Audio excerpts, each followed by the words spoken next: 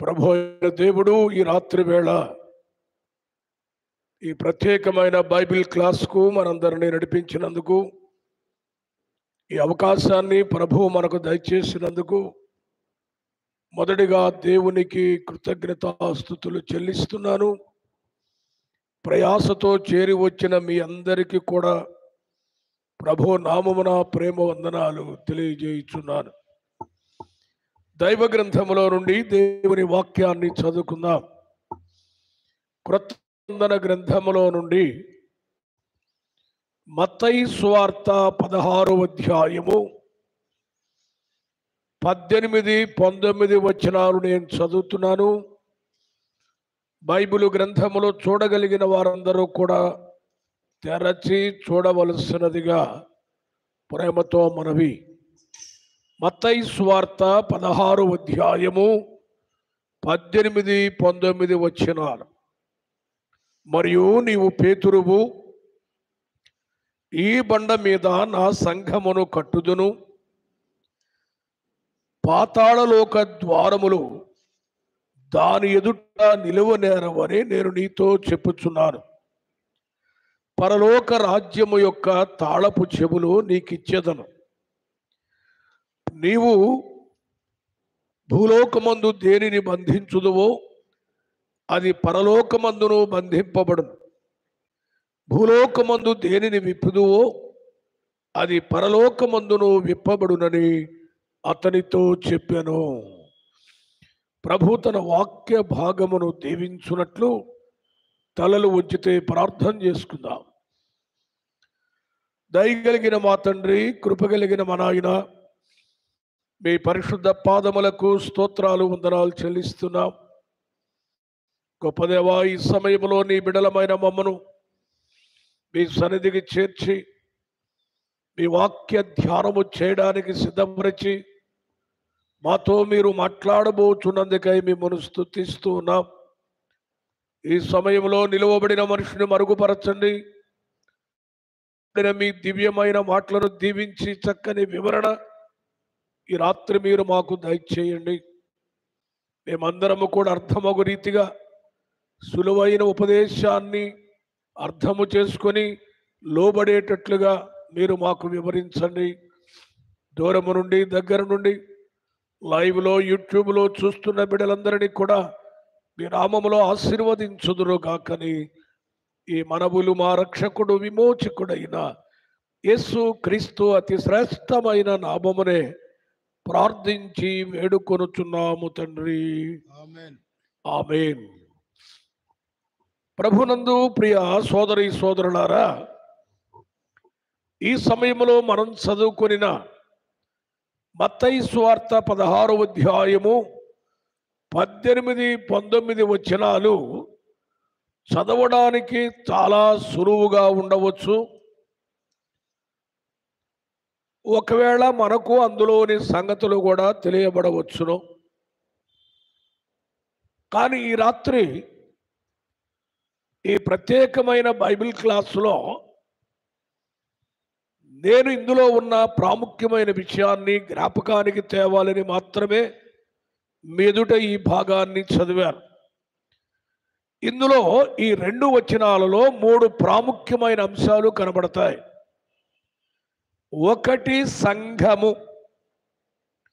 రెండవది పాతాళలోక ద్వారములు, మూడవది పరలోక రాజ్యము యొక్క తాళపు చెవులు. చదవడం వేరు, వాటిని ధ్యానించడం వేరు. చదవడం వేరు, అర్థం చేసుకోవడం చాలా కష్టం. ముందుగా యేసుక్రీస్తు ప్రభువారు పేతురుతో మాట్లాడుతూ సంఘమును గూర్చిన ప్రస్తావన తెచ్చాడు. సంఘం అంటే ఏంటో మనకు అర్థమైతే మిగతా 2 అంశాలు కూడా అర్థమవుతాయి. ప్రభు పేతురుతో ఏమంటున్నాడు అంటే, చూడండి 18వ వచనము, మరియు నీవు పేతురువు. ఇట్లా చూడాలి, మీరు నా వైపు చూడండి. యేసుక్రీస్తు ప్రభువారు పేతురుతో ఈ సంభాషణ చేసేటప్పుడు పేతురుని పిలిచి అంటున్నాడు, నీవు పేతురువు అన్నాడు ఆయన వైపు చూపించి. వెంటనే మరలా అంటున్నాడు, చదవండి ఆ వాక్యం పూర్తిగా. ఈ బండ మీద ఇలా చూడండి, నీవు పేతురు అని చూపించాడు. వెంటనే ఈ బండ మీద అని వెనక చూపించుకున్నాడు. క్రీస్తు ప్రభువుని ఎలా పరిచయం చేసుకుంటున్నాడంటే, ఈ బండ మీద నీవు పేతురువు అంటే రాయివి, నేను బండను, ఈ బండ మీద నా సంఘమును కట్టుదును. వినండి, బండ ఆయనే అని చెప్తున్నాడు, కట్టేది కూడా నేనే అని చెబుతున్నాడు. పేతురు మీద సంఘము కట్టబడలేదు. తెలియక మనం ఏం మాట్లాడుతుంటాం అంటే, మనం అంటే మనమని కాదు, కొంతమంది పేతురు మీద దేవుడు సంఘాన్ని కట్టాడు అంటాడు. పేతురు మీద ఎలా కడతాడండి? అసలు పేతురు ఎలాంటి విశ్వాసి? పేతురు జీవితం చూడండి. మత్తయి సువార్త 16వ అధ్యాయం 22వ వచనములో పేతురు ఏమన్నాడు? ప్రభు పేతురుని ఏమని గద్దించాడు? పేతురు ఆయన చేయి పట్టుకొని, యేసు ప్రభు చేయి పట్టుకొని, ప్రభువా అది నీకు దూరమగుగాక. చూచారా, శిలువ మరణాన్ని గురించి ప్రభువు చెప్తే యేసు ప్రభు చేయి పట్టుకొని పేతురు అంటాడు, ప్రభువా అది నీకు దూరమగుగాక. అది నీకెన్నడను కలుగదని ఆయనను గద్దింపసాగాను. ఏమండి, దేవుణ్ణి గద్దిస్తున్నాడండి పేతురు. ఇప్పుడు ప్రభు ఏమన్నాడు చదవండి. అయితే ఆయన పేతురు వైపు తిరిగి సాతానా నా వెనుకకు పొమ్ము, నీవు నాకు అభ్యంతర కారణమై ఉన్నావు. ఇప్పుడు చెప్పండి, సాతానా నా వెనుకకు పొమ్ము అన్నాడు పేతురుని. ఇలాంటి పేతురు మీద దేవుడు తన సంఘమును కడతాడా? మరొక భావన, మత్తయి సువార్త 26వ అధ్యాయం 34వ వచనములో ఈ పేతురు ఎలాంటి వాడో చదువుదాం చూడండి. యేసు అతని చూచి ఈ రాత్రి కోడి కూయక మునుపే నీవు నన్ను ఎరుగనని ముమ్మారు చెప్పెదవు. పేతురుతోనే అంటున్నాడు, ఈ రాత్రి కోడి కూయక మునుపు అసలు నన్ను ఎరుగనని 3 సార్లు చెప్తావయ్యా అన్నాడు. ఎరుగనని 3 సార్లు చెబుతావన్న వ్యక్తి మీద యేసయ్య తన సంఘాన్ని కడతాడా? గనుక మానవ మాతృల మీద ఆయన తన సంఘమును కట్టలేదు, ఆయన మీదే, బండనబడిన ఆయన మీదే తన సంఘమును కట్టాడు. సంఘాన్ని ఎలా కట్టాడు? అపోస్తుల కార్యముల గ్రంథం 20వ అధ్యాయం 28వ వచనాన్ని చదువుదాం. అపోస్తుల కార్యముల గ్రంథము 20వ అధ్యాయము 28వ వచనము. దేవుడు తన స్వరక్తమిచ్చి విన్నారా? సంఘమును కట్టడానికి దేవుడు చేసిన పని ఏంటంటే, తన స్వరక్తమిచ్చి సంపాదించిన తన సంఘము. ఆయన ఎలా కట్టాడు అంటే, ఆయన రక్తముతో సంఘాన్ని కట్టాడు. అందుకే ఎఫెసీ పత్రిక 5వ అధ్యాయం 23వ వచనాన్ని చదివితే పౌలు భక్తుడు ఏమని వ్రాసాడో చూడండి. క్రీస్తు సంఘమునకు శిరస్సై ఉన్నాడు. ఆగండి, కట్టింది ఆయనే, కట్టుకున్నది ఆయన మీదనే, రక్తముతో కట్టాడు. కట్టబడిన సంఘానికి శిరస్సు కూడా ఆయనే. నీకు కావాలంటే మరలా కూడా కొలస్సై పత్రిక 1వ అధ్యాయము 18వ వచనము. కొలస్సై పత్రిక 1వ అధ్యాయము 18వ వచనం చదువుదాం. సంఘము అను శరీరమునకు సంఘము అను శరీరమునకు ఆయనే శిరస్సు. ఆయనే శిరస్సు. విన్నారండి? మనము శరీరము అన్నాడు, మనము అవయవములు అన్నాడు, శిరస్సు మాత్రము ఆయనే అంటున్నాడు. ఈ సత్యాన్ని మనం గమనించాలి.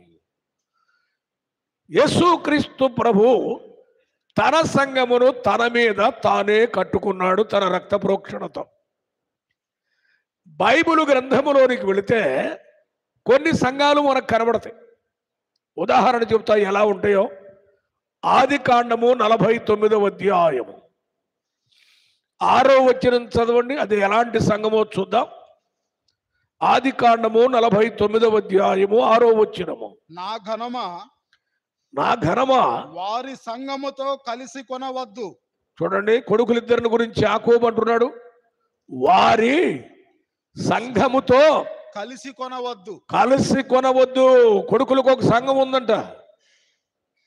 నా ఘనమా వారి సంఘముతో కలిసి కొనవద్దు. ఎందుకు? వారు కోపము వచ్చి మనుషులను చంపిరి. తమ స్వేచ్ఛ చేత ఎద్దుల గుదికాలి నరములను తెగగొట్టిరి. అంటే కత్తుల సంఘం అన్నమాట ఇది. అందుకే తండ్రి అన్నాడు, నా ఘనమా వారి సంఘంతో కలుసుకోవద్దు. అది కత్తుల సంఘం, అది నరికే సంఘం, అక్కర్లేదంటున్నాడు యాకోబు. దావీదు మరొక సంఘాన్ని కూడా చెప్తున్నాడు. కీర్తనల గ్రంథము 26వ కీర్తన చూడండి. కీర్తనల గ్రంథం 26వ కీర్తన 5వ వచనము. దుష్టుల సంఘము నాకు అసహ్యం. ఇదే సంఘం. ఇది సంఘాల్లో తేడాలు చూడండి. కత్తుల సంఘం ఒకటి, దుష్టుల సంఘము ఒకటి. భక్తులు రాస్తున్నారు. ఇంకొక శ్రేష్టమైన సంఘం ఉంది. హెబ్రీలకు రాసిన పత్రిక 12వ అధ్యాయము 23వ వచనం చదువుదాం. హెబ్రీలకు రాసిన పత్రిక 12వ అధ్యాయము 23వ వచనము. పరలోకమందు వ్రాయబడి ఉన్న జ్యేష్ఠుల సంఘమునకును. ఏ సంఘం అండి ఇది? జ్యేష్ఠుల సంఘము. మంచి సంఘం ఇది. పౌలు భక్తుడు చక్కని మాట సెలవిచ్చాడు. అలాగే ఈవేళ మన అంశంలో మత్తయి సువార్త 16వ అధ్యాయంలో యేసుక్రీస్తు ప్రభువారు పేతురుతో మాట్లాడుతూ, నీవు పేతురువు, ఈ బండ మీద నా సంఘమును కట్టుదనని తను తాను చూపించుకొని ప్రభువు మాట్లాడాడు. ఇప్పుడు కట్టబడిన సంఘాన్ని గురించిన వివరణ కిందిస్తున్నాడు, చదవండి. పాతాళలోక ద్వారములు దాని ఎదుట నిలువనేరు. సంఘము యొక్క శక్తి ఎంత గొప్పది అని ప్రభు అంటున్నాడంటే, పాతాళము యొక్క ద్వారములు దాని ఎదుట నిలువనేరవు అన్నాడు. నేను అడగాలి మిమ్మల్ని, పాతాళం ఉందని తెలుసా? అసలు తెలుసా అండి? పాతాళం మీద ప్రసంగం కూడా చేసాం మనం. పాతాళము ఒక స్థలము, కానీ ప్రభు అంటున్నాడు పాతాళలోక ద్వారములు అన్నాడు. అంటే పాతాళానికి ఏమున్నాయంట? ఏమండి? ద్వారాలు ఉన్నాయి. యెషయా గ్రంథము 38వ అధ్యాయము 10వ వచనములో హిజ్కియా కీర్తన రాశాడు. ఏమంటున్నాడో చూడండి. నా దినముల మధ్యాహ్న కాలమందు నేను పాతాళ ద్వారమున పోవలసి వచ్చెను. అంటే పాతాళమునకు ద్వారం ఉంది అని యెషయా గ్రంథములో హిజ్కియా రాసిన కీర్తనలో చూస్తున్నాం. అంతేనా అండి? దానికి ఇంకేమున్నాయో చెప్తాను, అది కూడా చాలా ఆశ్చర్యంగా ఉంటుంది. దయచేసి యోబు గ్రంథం 17వ అధ్యాయము 16వ వచనం చదువుదాం. ధూళిలో విశ్రాంతి దొరకగా ఆ, అది పాతాళపు అడ్డకమ్ముల యొద్దకు అది పాతాళపు అడ్డకమ్ముల యొద్దకు ఏమైనా బందోబస్తు ఉందో దీనికి? పాతాళానికి ఏమున్నాయి? అడ్డకమ్ములు ఉన్నాయి, సెక్యూరిటీ ఉంది, అంటే భద్రత ఉంది, జాగ్రత్త ఉంది. పాతాళము యొక్క అడ్డకమ్ములు అన్నాడు. ఇంకా చెప్పమంటారా అండి? యోనా పుస్తకము 2వ అధ్యాయం 6వ వచనాన్ని చదువుతాం. యోనా పుస్తకము 2వ అధ్యాయము 6వ వచనము. నేను మరెన్నటికి ఎక్కి రాకుండా నేను మరెన్నటికి ఎక్కి రాకుండా భూమి గడియలు వేయబడి ఉన్నవి. ఏవేసి ఉన్నాయండి? భూమి గడియలు భూమి గడియలు ఎక్కి రాకుండా పాతాళానికి భూమికి మధ్యలో ఏ వేశారంట? గడియలు గడియలు అంటే తలుపు. ఇప్పుడు ఈ భాష గోదావరి భాష. మనం ఏమంటామంటే మన ప్రాంతంలో తలుపేసిన తర్వాత ఏమంటాం? అరే గడేయకుండా పోతుంది, గడేయ అంటాం మనం. అది పాతాళానికి భూమికి మధ్య గళ్ళున్నాయి, అడ్డ కమ్ములు ఉన్నాయి, ద్వారాలు ఉన్నాయి. నేనంటాను, ఏమండి ఇవన్నీ ఎక్కడ ఫిట్ చేశారండి ఏంటంటారా? నేను నమ్మేది, మీకు బోధించేది ఏమిటంటే ఇవన్నీ అలంకారయుక్తమైన పదములు. గమనించాలి. నిజంగా గళ్ళు ఉన్నాయా? ఉంటే అడ్డకర్రల సైజ్ ఎంత, కొలతలు ఎంత? ఏమండి ఆ గళ్ళు సైజ్ ఎంత? అసలు పాతాళపు గేట్లు ద్వారాలు ఎంత ఎత్తుంటాయి, ఎంత ఎడల్పు ఉంటాయి, కొలతలు ఎంత? ఈ పిచ్చి ఆలోచనలు చేస్తాం మనం. అవి పాతాళము పకడ్బందీగా ఉంటుంది అనడానికి చెప్పబడిన అలంకారమైన పదములు. బైబిలు గ్రంథాన్ని ప్రత్యేకంగా పాత నిబంధనను అక్షరార్థంగా ఎప్పుడూ మనం తీసుకోవడానికి వీళ్ళు కొన్ని సందర్భాల్లో మాత్రమే తీసుకోవాలి. ఎందుకు అంటే ఇప్పుడు నేను పాతాళలోక ద్వారములు చెప్పాను. తరువాత ప్రభు పేతురుకి ఏమిస్తున్నాడు చదవండి. పాతాళ ద్వారములు దాని ఎదుట నిలువనేరవు, నేను నీతో చెప్పుచున్నాను. ఆ పరలోక రాజ్యము యొక్క తాళపు ఇదిగోండి ఇది వినండి, ఇది వినాలా? ఇది వింటేగానే అది అర్థం కాదు. పరలోక రాజ్యము యొక్క తాళపు చెవులు నీకిచ్చేదను. ఆగండి. పాతాళ ద్వారం తాళాలు మాత్రం పేతురికి ఇలా, ఇది గమనించాలి మనం. ఏ ఇస్తున్నాడు?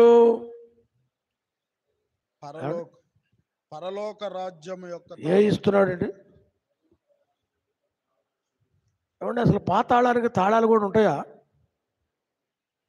ఇందాక గళ్ళు చెప్పా, అడ్డకర్రలు చెప్పా, ద్వారాలు చెప్పా. పాతాళానికి కూడా తాళాలు ఉంటాయా? ప్రకటన గ్రంథం 1వ అధ్యాయము 18వ వచనం చదువుతా. ప్రకటన గ్రంథము 1వ అధ్యాయము 18వ వచనము. నేను మొదటివాడను కడపటివాడను, నేను మొదటివాడను కడపటివాడను, జీవించువాడను, మృతుడనైతిని గాని ఇదిగో యుగయుగములు సజీవుడనై ఉన్నాను. మరియు మరణము యొక్కయు వినండి మాట. మరియు మరణము యొక్కయు పాతాళలోకము యొక్కయు తాళపు చెవులు నా స్వాధీనములో ఉన్నవని యేసు ప్రభువు చెబుతున్నాడు. మరణము యొక్కయు పాతాళము యొక్కయు తాళపు చెవులు అంటే వాటికి కూడా తాళం ఉందా లేదా? పాతాళానికి తాళం ఉందా లేదా? ఈ భాష ఉందని యేసు ప్రభువే చెప్పాడు. కానీ అవి నా స్వాధీనములో ఉన్నవి అన్నాడు. ఇతరులకి వల్ల పేతురికిచ్చింది పరలోక రాజ్యం యొక్క తాళపు చెవులే గాని పాతాళం తాళపు చెవులే వల్ల. దేవుడు మానవులకు ఎందుకు పాతాళపు తాళపు చెవుడు ఇవ్వలేదు? పాతాళము యొక్క తాళపు చెవులు గనక మానవులకు ఇస్తే మనకి ఎవడి మీద కోపం ఉందో వాడిని ఏం చేస్తాం? పాతాళానికి పంపుతామే మన పని. ఓర్చుకోలేంగా మనం. తాళం తీయటం, లోపలికి పంపటం దేవుడికి తెలుసు మన స్వభావం. అందుకే పేతురికి ఏమిస్తున్నాడు అంటే, పరలోక రాజ్యము యొక్క తాళపు చెవులను నేను నీకు ఇచ్చేదను. ఇచ్చానల్లా, నీకు ఇచ్చేదను, ఇస్తాను అంటున్నాడు. ఇప్పుడు జాగ్రత్తగా గమనించాలి. పేతురు గారికి ప్రభు ఇచ్చిన పరలోక రాజ్యం యొక్క తాళపు చెవులు సైజ్ ఎంత? కొంతమంది అడుగుతున్నారు, అన్న ఆ తాళపు చెవులు ఎనపయ్యా ఎత్తడయ్యా? తాళపు చెవుల సైజ్ ఎంత? అసలు తాళపు చెవులు ఇచ్చాడంటే ఆ బుర్ర సైజ్ ఎంత? మీకు అర్థమవుతుందని చెప్పేది. కొంతమంది అంటున్నారు, యేసు ప్రభు తాళపు చేతులు పేతురు గారికి ఇస్తే, పేతురు గారు పోతూ పోతూ ఆయన టైం అయిపోయిన తర్వాత పోపు గారికి ఇచ్చాడు. పోపు గారు మొదట ఆయన వెళ్ళిపోతూ తర్వాత పోపు గారికి ఇచ్చాడు. తరువాత అది వరుసన ఇవ్వబడుతూ వచ్చింది అన్నాడు అంటున్నారు. మనం విమర్శించడం కాదు, మనం వినే మాటలు. కానీ అసలు తాళపు చెవి అంటే అక్షరార్థమైన తాళాన్ని గురించి ప్రభువు మాట్లాడుతున్నాడా? మనము ఇళ్ళకేసుకొని తీసే తాళపు చెవులా? నేను ఇందాక చెప్పాను, పాత నిబంధనలో కొన్ని పదాలు, కొంత భాష మనం గమనిస్తున్నప్పుడు క్రొత్త నిబంధనలో కూడా అక్షరార్థముగా ఆలోచన చేయకూడదు. ఇప్పుడు చూడండి, పేతురికిచ్చిన తాళాలేంటో వాక్యంలో మనం చూడాలి. అసలు బైబిల్ గ్రంథంలోకి వెళితే రకరకాల తాళపు చేతులు ఉన్నాయి. ఉదాహరణ చూడండి, నేను మీకు ఇప్పుడు జ్ఞాపకానికి తెస్తాను. యెషయా గ్రంథము 22వ అధ్యాయము 22వ వచనము. యెషయా గ్రంథము 22వ అధ్యాయము 22వ వచనము. నేను దావీదు ఇంటి తాళపు, దేవుడు మాట్లాడుతున్నాడు, నేను దావీదు ఇంటి తాళపు చెవులు భారమును అతని భుజం మీద ఉంచెదను. చాలండి. దావీదు ఇంటి తాళపు చేతులు అన్నాడు అంటే దావీదు ఇంటికి వేసిన తాళం దాన్ని తీసే చేతులు అనేది దాని అర్థం. దావీదు ఇంటి తాళపు చేతులు అంటే అధికారమును తెలియజేసే మాట. ఇక్కడ తాళపు చెవి దావీదు ఇంటిదంటే దావీదు రాజ్యాధికారమునకు చెప్పబడిన మాట. లూకా సువార్త 11వ అధ్యాయము 52వ వచనం చదువుదాం. లూకా సువార్త 11వ అధ్యాయము 52వ వచనములో ప్రభు అంటున్నాడు, అయ్యో, శాస్త్రులు పరిచయులతో అంటున్నాడు, అయ్యో ధర్మశాస్త్రోపదేశకులారా, మీరు జ్ఞానమును తాళపు చెవిని ఎత్తుకొని పోతిరి. ఇప్పుడు తాళపు చెవి పేరేంది ఇక్కడ? ఇందాక దావీదు ఇంటి తాళం అంటే అధికారం. ఇక్కడ ప్రభు అంటున్నాడు, ధర్మశాస్త్రోపదేశకులారా, మీరు జ్ఞానమును తాళపు చెవిని ఎత్తుకొని పోతిరి. ఇక్కడ తాళపు చెవి అంటే ఏంటి? జ్ఞానము అని దేవుడు చెబుతున్నాడు. మరలా చదివించమంటారా అండి? ప్రకటన గ్రంథము 2వ అధ్యాయము 7వ వచనాన్ని చదువుదాం. ప్రకటన గ్రంథము 2వ అధ్యాయము 7వ వచనం. చెవి గలవాడు ఆత్మ సంగములతో చెప్పుచున్న మాట వినుగాక. జయించువానికి దేవుని పరదైసిలో ఉన్న జీవ వృక్ష ఫలములు భుజింపనిత్తును. ప్రకటన 2:7 అవునండి. చూడండి, అక్కడ సంఘంతో మాట్లాడుతూ చెవి గలవాడు తాళపు చెవుల గురించి మాట్లాడతాడు.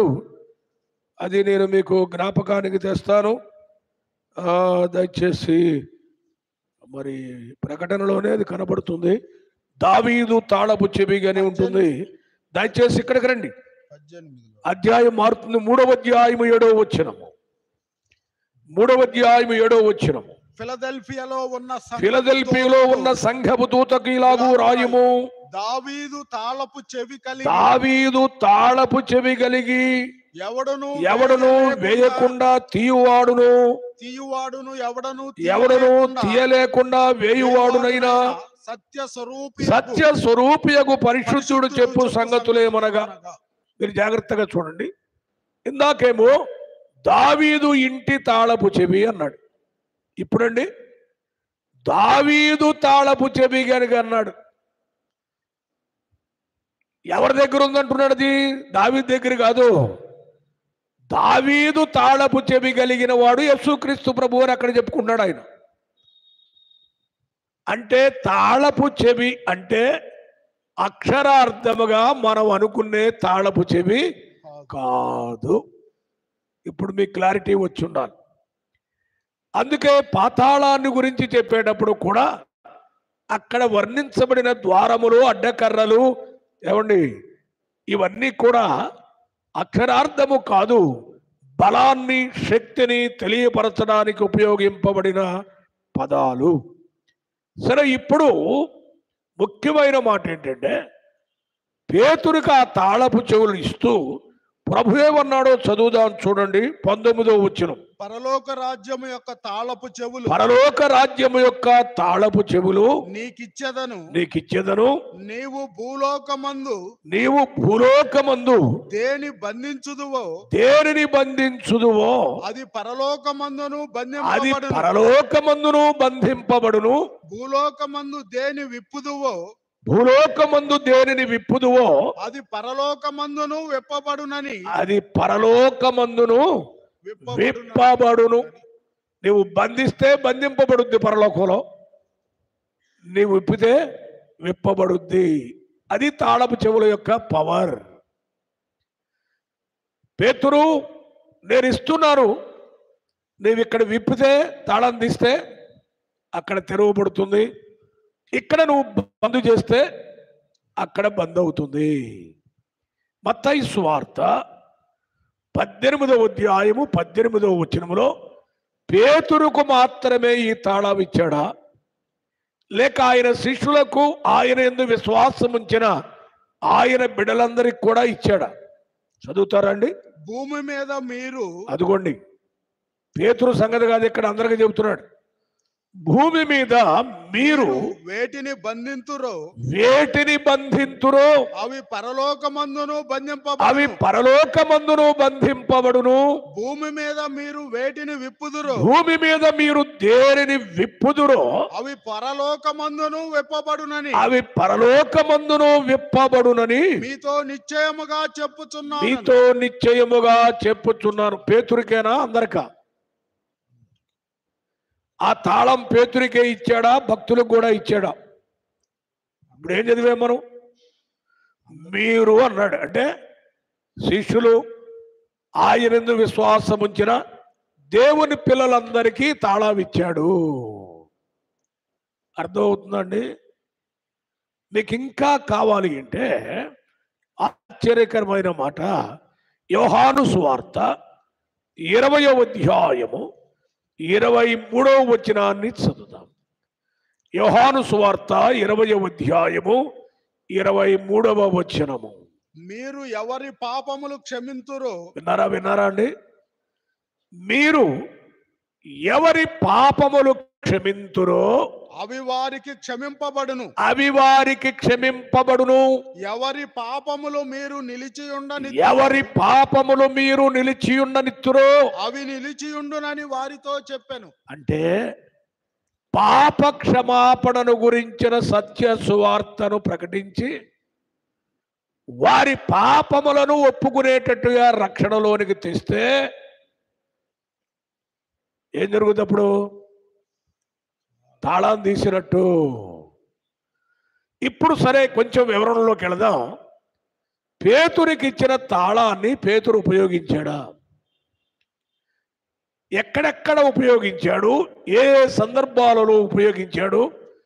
ఎవరెవరి మధ్య ఉపయోగించాడు? 3 ముఖ్యమైన మాటలు ఎరిగినవే జ్ఞాపకానికి తెస్తాను. దయచేసి చూడండి. పేతురు ప్రభు ఇచ్చిన తాళాన్ని ఉపయోగిస్తున్నాడు. అపోస్తుల కార్యముల గ్రంథం 2వ అధ్యాయం మొదటి వచనం చదవండి. పెంతెకోస్తను పండుగ దినము వచ్చినప్పుడు పెంతెకోస్తను పండుగ దినము వచ్చినప్పుడు అందరూ ఒక చోట కూడి ఉండిరి. ఆ అప్పుడు వేగముగా వీచు బలమైన గాలి వంటి ఆ ఒక ధ్వని ఆకాశము నుండి ఆ అకస్మాత్తుగా వారు కూర్చుండి ఉన్న ఇల్లంతయు నిండెను. ఆ మరియు అగ్నిజ్వాలల వంటి నాలుకలు ఆ విభాగింపబడినట్టుగా వారికి చాలండి. ఇక్కడ మనకు అవసరమైన మాట ఏంటంటే పెంతెకోస్తను పండుగ దినమున అనేక దేశాలకు చెందిన వారు ఆ పండుగకు చేరి వచ్చారు. అప్పుడు దైవజనుడైన పేతురు లేచి దేవుని సత్య సువార్తను ప్రకటిస్తున్నాడు. ఈ 2వ అధ్యాయం చదువుకుంటే మనకు తెలిసేది అదే. యేసుక్రీస్తు శిలువ సువార్తను, పాప క్షమాపణను, రక్షణను గురించి పేతురు భక్తుడు విశదముగా వివరముగా సువార్తను ప్రకటించినప్పుడు ఆ వచ్చిన జనములో ఎంతమంది యేసు ప్రభువుని రక్షకునిగా అంగీకరించారు? చూపించమంటారా లేకపోతే మీరు చెప్పేస్తారా? 3000 మంది. ఎంతమంది అండి? 3000. ఇంచుమించు 3000 మంది రక్షణ పొందిరి. అంటే ఇక్కడ తాళపు చెవి అంటే సువార్త. పేతురుకు ప్రభు ఇచ్చిన తాళపు చెవి పేరేంటంటే సువార్త ప్రకటించుట. ఆ పండుగ దినమున పేతురు రక్షణ సువార్తను, శిలువ సువార్తను, యేసుక్రీస్తు బలియాగమును, ప్రేమను ప్రకటించినప్పుడు పరిశుద్ధాత్ముడు మానవ హృదయాలను కదిలించగా వచ్చిన వారిలో 3000 మంది రక్షింపబడిరి. అంటే పేతురు తాళము తీశాడు సువార్త ద్వారా. ఎంతమంది లోపలికి వచ్చారు? 3000 మంది పరలోక రాజ్య వారసులు అయ్యారు. మీరు గుర్తుపెట్టుకోండి, వీళ్ళందరూ యూదులే. ఈ వివరణ మీరు గమనించాలి. ఆ దినమున నమ్ముకున్న వారందరూ యూదులే. 3000 తర్వాత 5000 అయింది, 5000 తర్వాత 7000 అయింది. తర్వాత లెక్కకు మించి విస్తారముగా నమ్ముకున్నారు. మొదట పేతురు తాళము తీసినది యూదులకు అని గమనించాలి. దీని పేరే సువార్తనే తాళము. ఒకసారి అయిపోయింది. ఇప్పుడు 2వసారి తాళం తీస్తున్నాడు పేతురు. అపోస్తుల కార్యముల గ్రంథము 10వ అధ్యాయం మొదటి వచనము నుండి చదవండి. ఇటాలీ పటాలమనబడిన పటాలములో శతాధిపతి అయిన కొర్నేలి అని భక్తిపరుడు ఒకడు కైసరయలో ఉండెను. అతడు తన ఇంటి వారందరితో కూడా దేవుని యందు భయభక్తులు గలవాడై ఉండి. మంచిదండి. ఇక్కడ అన్యుడైన శతాధిపతి కనబడుతున్నాడు. మీరు జాగ్రత్తగా చూడండి. 2వసారి పేతురు తాళం తిప్పుతున్నాడు. ఎవరి దగ్గర? అన్యజనుల దగ్గర. అంతకుముందు అన్యజనులకు చెప్పలా, యూదులకే సువార్త ప్రకటించాడు, అన్యజనులకు చెప్పలా. మరి ఇప్పుడెందుకు అన్యజనులకు చెప్తున్నాడు అంటే అదే 10వ అధ్యాయము అపోస్తుల కార్యముల గ్రంథం 11వ వచనములో దేవుడు పేతురుకు ఒక దర్శనాన్ని ఇచ్చాడు. ఆ దర్శనములో ఒక దుప్పటి నిండా చతుష్పాద జంతువులు నింపబడ్డాయి. ఆకాశము నుండి దుప్పటి పేతురు దగ్గరకు వస్తుంది. ఆశ్చర్యంగా పేతురు చూస్తున్నాడు. పేతురు, నీవు లేచి వాటిని చంపుకొని తిను అన్నాడు ప్రభు. ఇవన్నింటికి దగ్గర చదువుకోండి. పేతురు అన్నాడు, ప్రభువా అవి నిషిద్ధమైనవి, నేను తినను, అపవిత్రమైనవి అన్నాడు. ఎందుకంటే ఈయన యూదుడు కదా. చతుష్పాద జంతువులు అంటే 4 కాళ్ళయన్నీ ఉన్నాయి ఆ దుప్పట్లో. అపవిత్రమండి, నేను తినను అన్నాడు. ప్రభు అన్నాడు, దేవుడు పవిత్రము చేసిన వాటిని నీవు నిషిద్ధమైనవిగా ఎంచవద్దు అన్నాడు. అంటే ఏమిటి దర్శన భాగ్యము అంటే దుప్పటి సువార్తకు సూచన. అక్కడ చతుష్పాద జంతువులన్నీ ఉన్నాయంటే అన్యజనాంగములకు సూచన. పేతురు నీవు లేచి చంపుకొని తిను అంటే, ఇప్పుడు నువ్వు చేయవలసిన పని ఏంటంటే అన్యజనుల దగ్గరకు వెళ్ళి సువార్త ప్రకటించాలి. అది కరెక్ట్గా. ఈ దర్శనం అయిన తర్వాత కొర్నేలి ఇంటి నుండి మనుషులు వచ్చారు పేతురు దగ్గరికి, అయ్యగారు మీరు మా దగ్గరకు రావాలి, వాక్యోపదేశం చేయాలి అని. సరే, దర్శనం చూచాడు కదా, ఇది ప్రభువు పొమ్మంటున్నాడని అన్యజనుల దగ్గరకు బయలుదేరాడు. వచ్చేటప్పటికి కొర్నేలి ఏం చేస్తున్నాడు ఏమండి? 24వ వచనం చూడండి. అపోస్తుల కార్యముల గ్రంథము 10వ అధ్యాయము 24వ వచనము. మరునాడు వారు కైసరలో ప్రవేశించిరి. అప్పుడు కొర్నేలి తన బంధువులను స్నేహితులను అప్పుడు కొర్నేలి తన బంధువులను ముఖ్య స్నేహితులను పిలిపించుకొని వారి కొరకు కనిపెట్టుకొని ఉండెను. వారి కొరకనగా దైవజనుడైన పేతురు కొరకు కనిపెట్టుకొని ఉండెను. వీళ్ళందరూ అన్యులే. అంటే రెండవదిగా పేతురు తీసిన తాళము ఎక్కడ అంటే అన్యజనులకు సువార్త ప్రకటించి వారిని రక్షణలోనికి నడిపించాడు. ఇప్పుడు 2 సార్లు అయిపోయింది తాళం. మూడవదిగా మనం గమనిస్తే అపోస్తుల కార్యముల గ్రంథము 8వ అధ్యాయము 14వ వచనము నుండి చదువుదాం. సమరయ వారు చూడండి, సమరయ వారు దేవుని వాక్యము అంగీకరించిరని యెరూషలేములోని అపోస్తలులు విని పేతురును యోహానును వారి యొద్దకు పంపిరి. వీరు వచ్చి వారు పరిశుద్ధాత్మను పొందవలెనని వారి కొరకు ప్రార్థన చేసిరి. అంతకు ముందు వారిలో ఎవరి మీదను ఆయన దిగి ఉండలేదు. వారు ప్రభువైన యేసు నామమున బాప్తిస్మము మాత్రము పొంది ఉండి. చాలండి. పేతురు వచ్చిన తర్వాతే పరిశుద్ధాత్ముడు దిగి వచ్చాడు అక్కడికి. వీళ్ళెవరు? ఈ జనాంగము సమరయులు. మీరు గుర్తుపెట్టుకోండి, ఎందుకు ఇంత కష్టపడ్డాను అంటే మొదట తాళాము యూదులకు తీశాడు సువార్త, రెండవసారి తాళాము అన్యజనులకు తెరిచాడు, సువార్త ప్రకటించాడు, మూడవసారి తాళాము సమరయుల కొరకు తీశాడు. సమరయులు అంటే యూదులు కాదు, అన్యులు కాదు, సంకర జాతి వారు. అర్థమైందండి? 3 రకాలైన జనాంగములకు 3 సార్లు పేతురు ప్రభువిచ్చిన తాళమును తీసి 100,000 మందిని రక్షణలోనికి నడిపించాడు. పేతురుకు మాత్రమే కాదు ఈ తాళం ఇచ్చింది, ఆయన బిడ్డలందరికీ ఇచ్చాడు. శిష్యులను పంపుతూ అన్నాడు, మీరు సర్వలోకమునకు వెళ్ళి సర్వ సృష్టికి సువార్తను ప్రకటించుడి. నమ్మి బాప్తిస్మము పొందినవాడు రక్షింపబడును. అంతేనా అండి? వారికైనా మనకు కూడా ఉందా ఈ అవకాశం?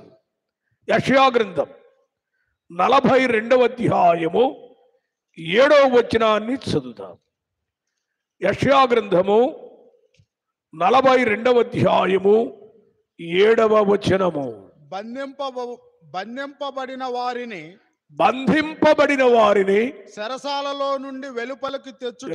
విన్నారా? బంధింపబడిన వారంటే పాపములో ఉన్నవారిని, చెరసాలలో ఉన్నవారంటే పాపం విడిచిపెట్టలేక అలాగే కొట్టుకుపోతున్న వారిని, చీకటిలో నివసించు వారిని బందీ గృహములో నుండి వెలుపలికి తెచ్చుటకును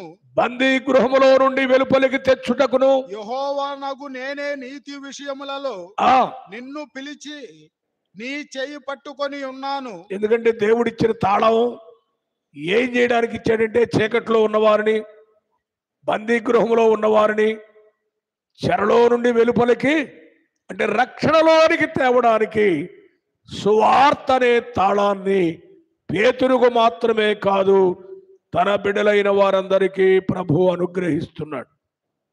ఇప్పుడు పరలోక రాజ్యము యొక్క తాళపు చెవులను నీకు ఇస్తున్నాను. మీరు ఇక్కడ విప్పితే అక్కడ విప్పబడుతుంది. అంటే ఇక్కడ ఆత్మలను రక్షణలోనికి తెస్తే ఏమవుతారండి?